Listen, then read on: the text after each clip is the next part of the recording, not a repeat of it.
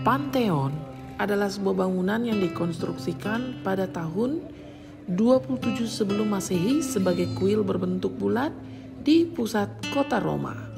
Pembangunan kuil ini diselesaikan pada masa pemerintahan Kaisar Hadrian yang hidup pada masa 118 sebelum Masehi sampai 28 Masehi.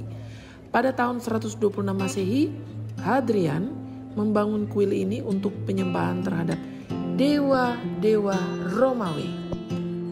Nama Pantheon berasal dari bahasa Yunani yang berarti rumah semua dewa. Kuil ini digunakan sebagai gereja dari tahun 609 sampai 1885 dan kemudian menjadi gereja dan tempat pemakaman bagi pahlawan-pahlawan nasional Italia.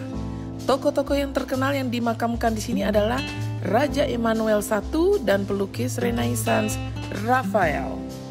Struktur bangunan Pantheon telah digunakan selama lebih dari 1800 tahun. Pada awalnya didirikan untuk memuja 7 dewa Romawi dan 7 planet dengan gaya Greko-Romawi. Namanya berasal dari bahasa Yunani Pantheon yang berarti rumah semua dewa.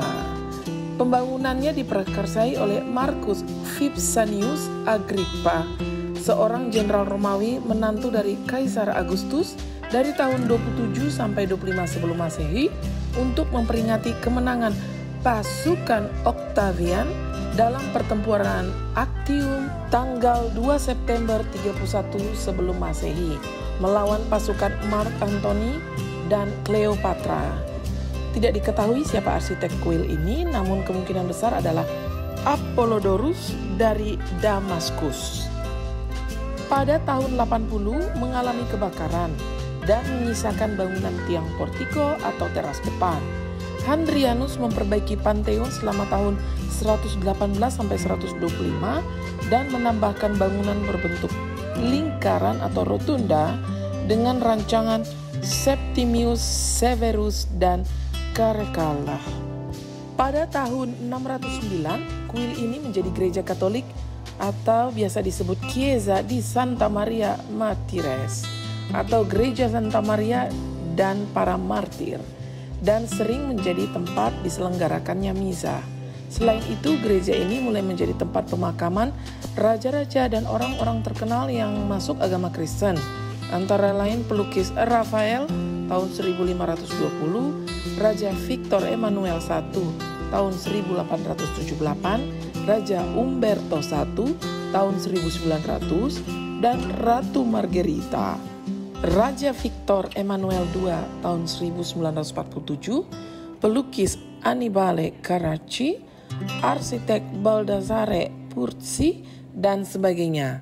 Pada masa kedudukan Paus Clement XI tahun 1700, altar gereja ditambah lewat desain Alessandro Specchi. Pada tahun 1691 sampai 1765, interior desain mulai dikerjakan oleh arsitek Giovanni Paolo Pannini.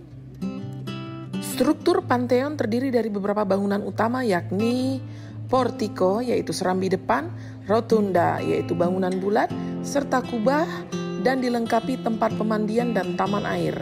Banyak bangunan lain yang mengikuti rancangan Pantheon di dunia ini, antara lain University of Virginia, Law Memorial Library, Columbia University, Grand Auditorium Universitas Tsinghua, Jefferson Memorial Washington DC, State Library of Victoria di Melbourne, Australia, dan sebagainya.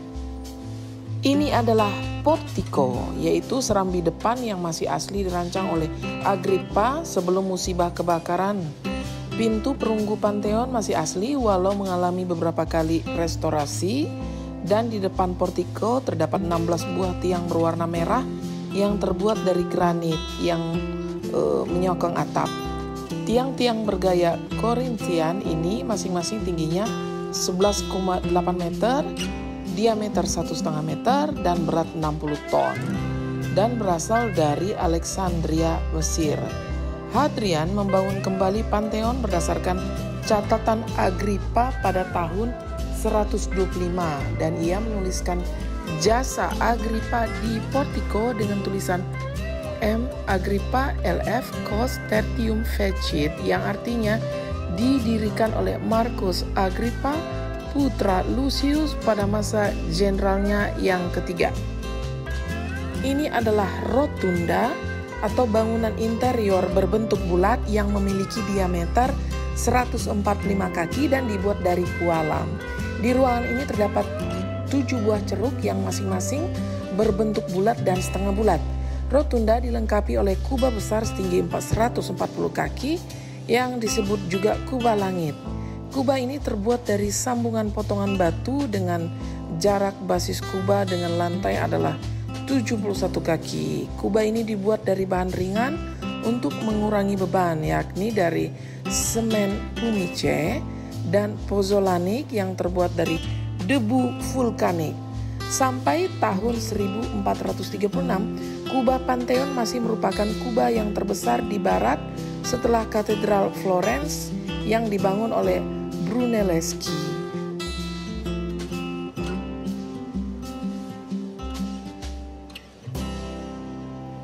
Ciao.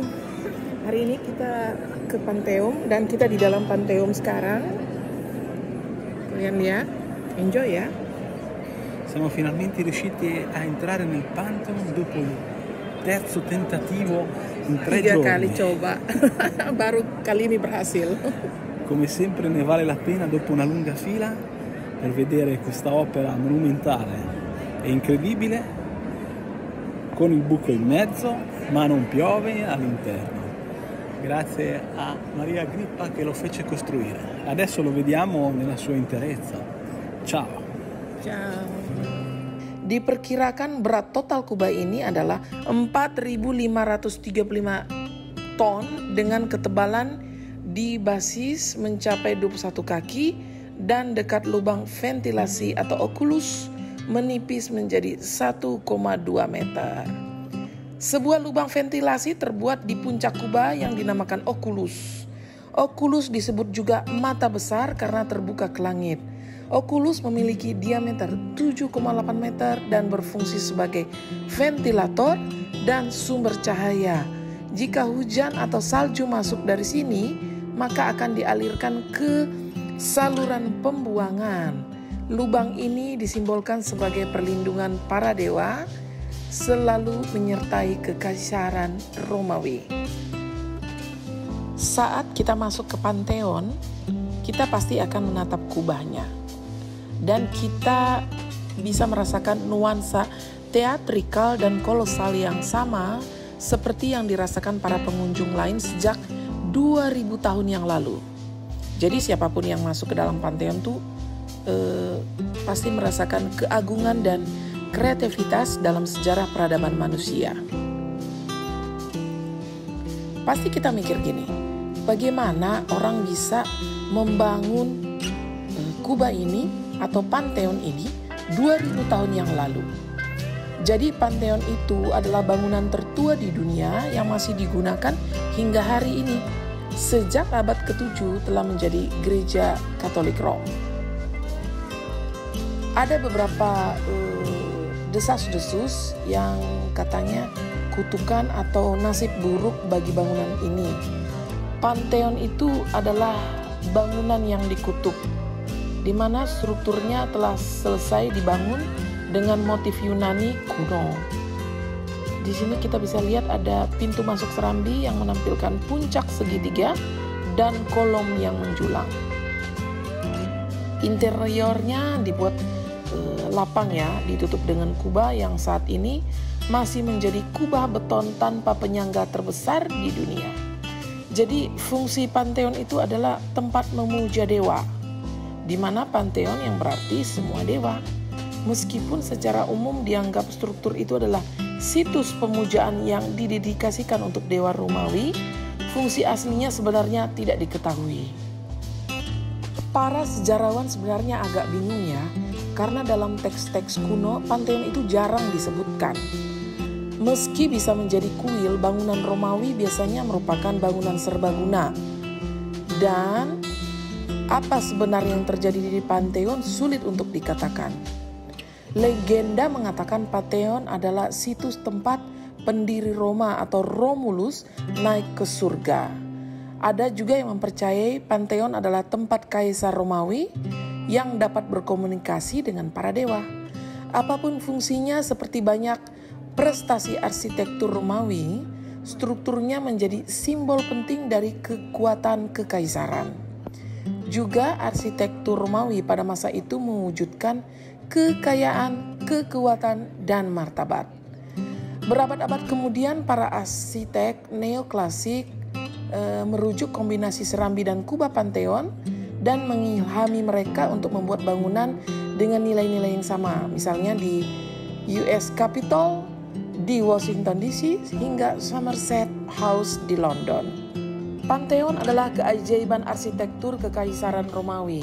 Kubah terbuka di Pantheon ini disebut juga oculus, yang dalam bahasa Latin mata, yang berdiameter 9 meter dan dibangun seakan-akan membawa langit ke dalam bangunan. Oculus seakan membiarkan Pantheon terbuka ke langit. Tapi untuk menunjukkan kepenguasaan geometri dan konstruksi, mereka bisa membangun kubah pada skala sedemikian besar dan presisi. Selama abad pertengahan, para pemimpin agama yang meragukan prestasi tersebut meragukan kesucian Pantheon. Mereka percaya bahwa itu adalah pekerjaan iblis. Tapi itu bukanlah pekerjaan setan ya, namun rekayasa konstruksi. Meskipun marmer putih, kuning, ungu, dan hitam diimpor dari sekitar Mediterania, bahan utama pembangunannya ialah beton.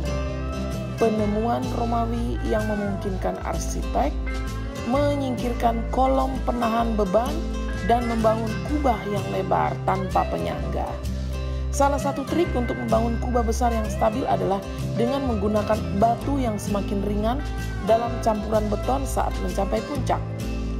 Batu bata berat dapat digunakan di bagian dasarnya dengan batuan vulkanik ringan yang kenyal ditempatkan di sekitar oculus. Meskipun Pantheon telah mengungkapkan beberapa rahasia desainnya, memancarkan cahaya di atas kisi-kisi yang tenggelam seperti jam matahari raksasa. Itu salah satu dari sedikit tempat di dunia di mana kita benar-benar dapat menyaksikan bumi berputar.